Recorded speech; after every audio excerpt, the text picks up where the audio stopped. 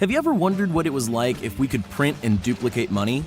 Money would solve most of the world's problems, but overprinting can lead a national economy to plummet. What is that? That's America's housing market. More money, more problems, as they say. Since we're not printing counterfeit money anytime soon, we took to the internet to learn of people who printed counterfeit money and almost got away with it. Keep watching to learn more. Number 1. The Money Painter, J.S.G. Boggs. During a diner visit in 1984, J.S.G. Boggs sat at a booth doodling, waiting for the waitress to bring him his order. As he had his donut, he began drawing on a napkin, something you'd see straight out of a movie. When he drew the Roman numeral for 1, his head floated away, and he ended up drawing a $1 bill. The waitress, seeing the completion of his napkin doodle, was impressed and offered to buy the drawing from him. When it was time to pay his bill, which was 90 cents, he gave the waitress the bill. Unknowingly, she didn't realize that it wasn't a real $1 bill and gave him back 10 cents change. From there on, he had money on his mind and never sold his Boggs bills. He just spent them. In fact, he went through an era of excruciating currency recreation and adding little quirks to them. If he went somewhere and they accepted his bill without question, he asked for the change back when necessary. Some of the quirks he added included the phrase Kunstbank of Bohemia on larger bills, or J.S.G. Boggs, Secret of the Treasury on some. While it was time-consuming, he even made prints of his bill and sold those. This wasn't the only thing he did with those bills, though. When he made a transaction and it was accepted, he noted this on the bill and then sold the receipts. When the collectors went to find the sold bills from the incredible artist, they would try and offer a price for the bill. J.S.G. Boggs would offer assistance in finding one of his bills for a small fee, so he wasn't directly profiting from his art, just his assistance. The wild goose chase made J.S.G. Boggs quite notorious to not only art collectors, but eventually the Secret Service. In 1992, J.S.G. Boggs had an interview with the Associated Press to discuss his art collector scavenger hunt scheme, when the Secret Service raided his apartment and confiscated over 100 of his counterfeit pieces.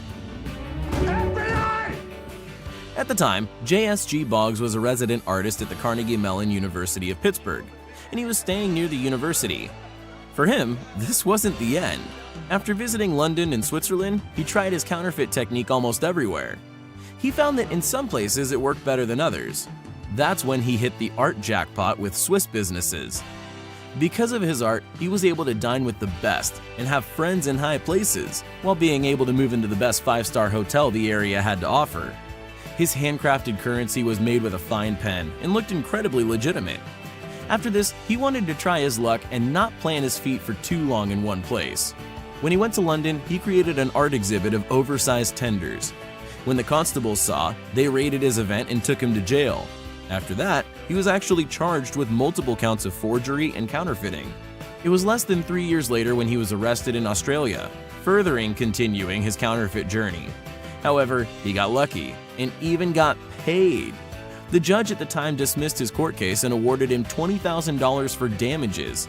After learning from his experiences and taking advantage of many countries, he had plans to photocopy his legal tenders, more than $1 million to be exact. He wanted to put them into circulation in the economy and make sure others had the opportunity of reaping the benefits of his Boggs bills. All right, get the fuck off my boat.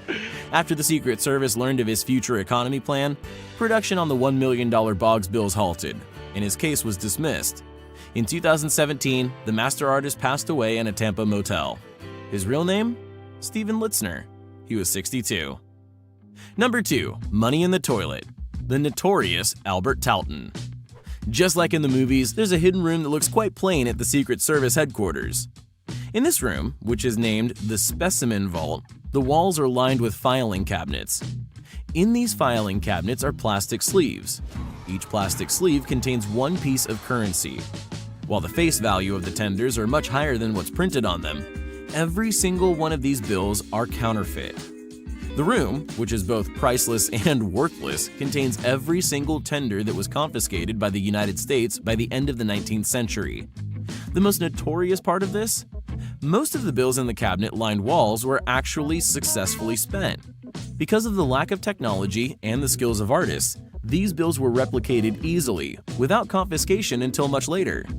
It wasn't until 2005 when the Los Angeles' Secret Service sector discovered a $100 bill that was fake, but very high quality. It's no wonder how it passed as a legal tender.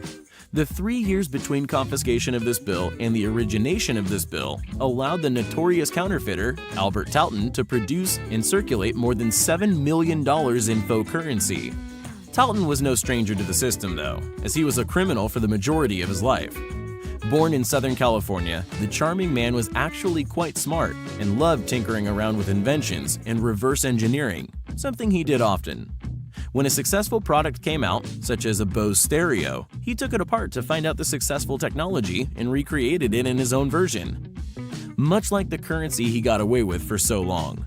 He didn't own any fancy machinery during his first currency run. In fact, he didn't even own a computer. It wasn't until after using an HP inkjet printer that he learned to clean up the fuzziness of the image. After going through trials of this, he learned about counterfeit detection pens that were introduced in the 20th century because of previous counterfeit catastrophes. JSG Boggs. Between early 2005 and early 2007, hundreds of thousands of counterfeit bills created by Albert Talton had been confiscated, and every single person had the same thing to tell. I had no idea these were counterfeit. The Secret Service could barely tell either. In August of 2008, the lover of the lavish, Albert Talton, pled guilty to conspiracy and the manufacturing of counterfeit tenders. He was only sentenced to 9 years in a federal facility. We have to wonder if he was able to pull off anything similar with his commissary account in jail. Number 3. Frank Bourassa. If you thought $7 million in counterfeit money being circulated was a lot, you have to check out Frank Bourassa, who was able to pass off more than $250 million in fake money. The best part? He only got 6 weeks of jail time. The man was a master in the art of legal tender reproduction, as well as the master of luck. The downfall of Frank Bourassa started in May 2012, when the Canadian police seized more than $1 million worth of phony $20 bills. They were able to arrest multiple people, and noted that the money was practically undetectable to the naked eye as fake, which is why it could be passed around in circulation for so long.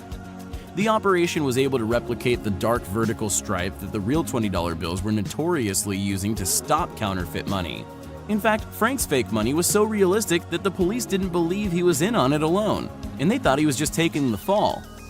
They thought that because of the complexity of the faux money, it had to be created on a much larger scale, and that one person couldn't handle something so sophisticated. Even though 4 others were arrested, Frank was the only one to be named. He was charged with possession, distribution, and the production of counterfeit currency. He was fined around $1,300 and still knows the secret location of the missing $50 million. Not only is he now out and roaming around, but there's a possibility that he's still using counterfeit money. The missing stack of cash weighs more than 5,500 pounds and still looks exactly like the real money in circulation today. If you're wondering how mesmerizing that is, just think about 820 feet worth of $20 bills. You might be asking yourself, why $20 bills? Simple. Most merchants won't put a $20 bill up to a light and check any markings, although they're mostly replicated in the counterfeit money. Since the weight of the fake bills matched the real bills, they were unable to be detected by the normal, experienced cashier. If the bills were any larger, Frank Bourassa may have been caught much sooner. He's quite cocky and dubbed himself the god of counterfeiting after he was released. He got away with so much and more, with the possibility of harboring even more counterfeit money since he didn't spill the beans on where the rest is located. His response to when people ask where the rest of the money is, "You'll have to ask my accountant. Complex mathematical questions are involved," or something similar. Number 4. Wayne Victor Dennis, the notorious fake millionaire. When people brag at their class reunion of being rich, most of them have money, but not as much as they say. When it comes to Wayne Victor Dennis's case of being a fake millionaire, it's mainly because he was producing millions of dollars in fake money. While he was incredibly smart as a child, it was clear from a young age that he didn't like authority telling him what to do and what not to do. Because of this, the standard desk job from 9 to 5 wasn't going to work for him, and he knew that early on. He wanted luxury, he wanted leisure, and he wanted to get it in any way that he could.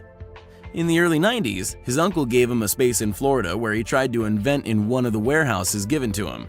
Many failed inventions later, Wayne and his uncle realized that those inventions were a pipe dream.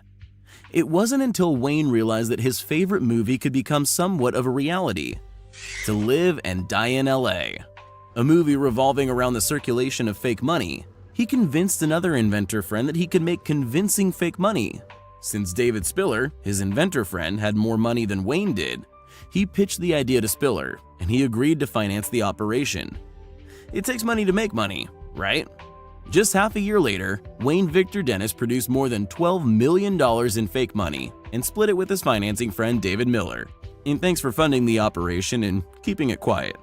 He then gave half of what he made to his cousin since they were extremely close, and because he also helped with counterfeiting the money.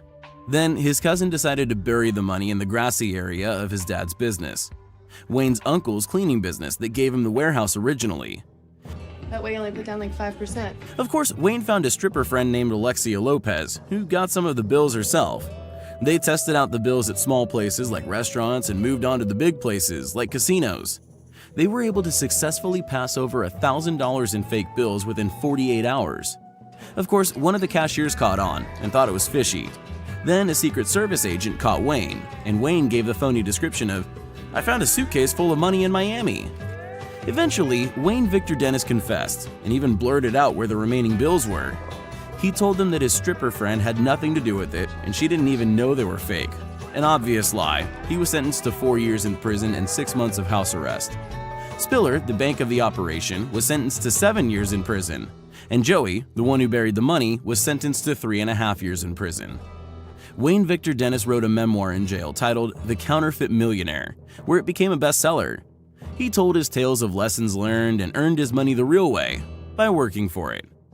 Number 5. Viktor Baranov, the most legendary counterfeit figure. Let's take it back to a time when technology wasn't as advanced and getting away with counterfeit money was incredibly easy for someone who was skilled and brave. While many got away with counterfeit cash in the 90s, in the 70s it was even easier. Viktor Baranov is noted as one of the most prolific Soviet counterfeit figures. It was found that he had fake money circulating in more than 100 cities. His specialization? Soviet karbovanets. Because of how incredibly accurate Baranov's money was, they thought a highly skilled team was behind the counterfeits. He was an incredibly smart man that loved to invent, but little did his neighbors know, he was creating counterfeit cash in his research laboratory in a shed next to his home.